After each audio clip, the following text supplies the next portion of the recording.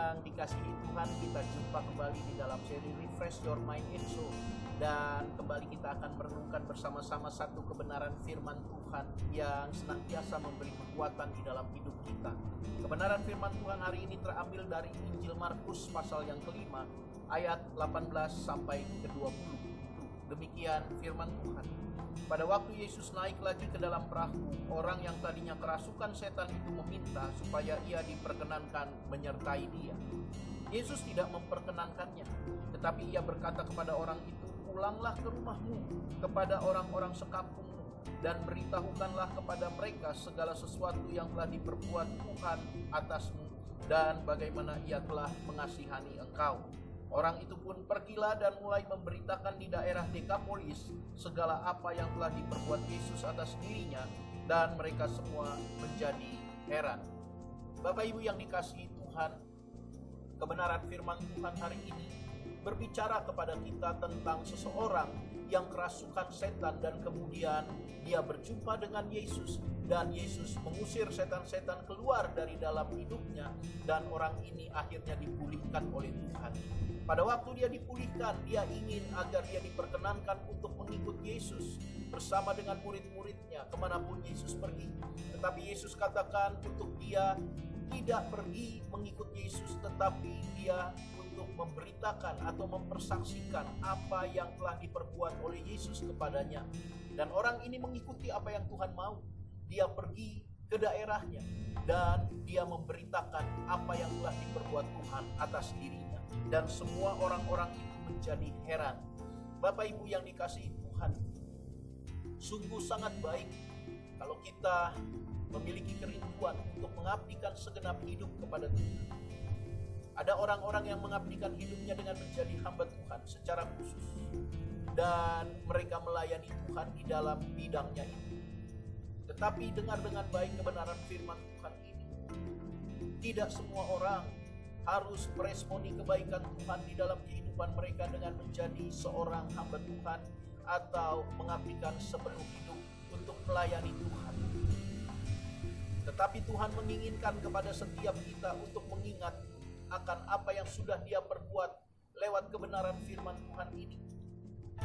Bahwa jauh lebih baik pada saat kita mengalami pemulihan dari Tuhan, pada saat kita mengalami segala hal yang baik di dalam kehidupan kita karena Tuhan, jangan pernah lupakan untuk menceritakan kebaikan Tuhan itu kepada setiap orang yang kita jumpai.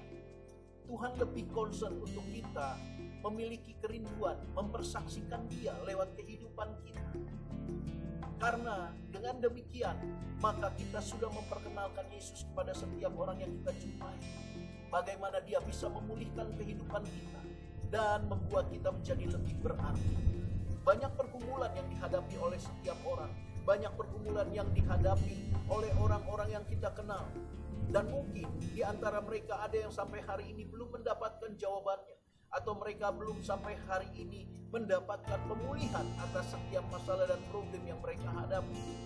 Dan pada saat kita sudah dipulihkan oleh Tuhan, pada saat kita sudah mengalami pertolongan Tuhan, alangkah lebih baiknya kita untuk membagikan sukacita itu kepada orang-orang yang seperti itu. Orang-orang yang memang mengalami sebuah pergumulan-pergumulan yang berat yang mungkin hari ini sampai pada detik ini mereka belum mengalami pemulihan. Tuhan terbuka untuk menolong siapapun. Dia terbuka untuk memulihkan keadaan setiap orang yang menyerahkan diri mereka kepada Tuhan, yang percaya kepada Tuhan. Tetapi bagaimana mereka bisa dipulihkan dan datang kepada Tuhan jika tidak ada yang memberitakan bahwa ada satu pribadi yang begitu mengasihi setiap manusia, satu pribadi yang begitu memiliki hati penuh dengan belas kasihan dan siap menolong setiap orang. Itulah sebabnya tugas Bapak, Ibu, dan saya untuk menceritakan tentang Yesus dan kasih-Nya, pertolongannya yang ajaib dan kuasanya yang mengubahkan kita. Jangan pernah nikmati keselamatan itu sendiri. Jangan pernah menikmati pemulihan itu sendiri. Tapi bagikan kepada mereka yang juga membutuhkan, agar mereka pun bisa diubahkan, diselamatkan, dan dipulihkan.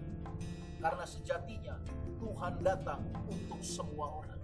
Yesus datang untuk semua orang Dia membuka tangannya dan berkata, marilah kepadaku semua yang letih lesu dan berbeban berat, aku akan memberikan kelegaan kepadamu. Tuhan lebih ingin untuk kita menceritakan tentang Dia, untuk kita bersaksi tentang Dia, kebaikannya dan pemulihan yang Dia kerjakan, kuasanya yang besar kepada setiap orang yang kita kenal. Tidak harus lewat perkataan, tapi juga bisa lewat kehidupan dan perbuatan kita. Itu sebabnya hari ini ceritakan tentang Yesus yang engkau kenal dan engkau kasihi, yang telah memulihkan kehidupanmu dan kehidupan saya.